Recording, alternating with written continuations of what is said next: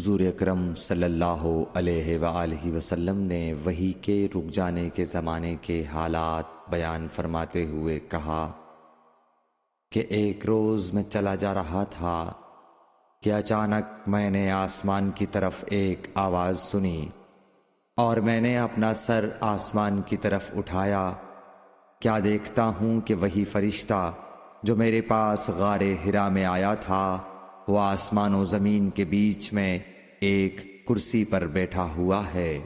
میں اس سے ڈر گیا اور گھر آنے پر میں نے پھر کمبل اوڑھنے کی خواہش ظاہر کی۔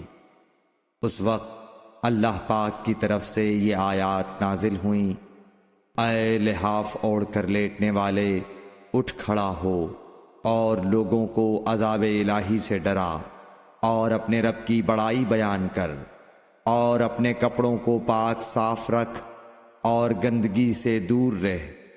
اس کے بعد وہی تیزی کے ساتھ پے در پے آنے لگی۔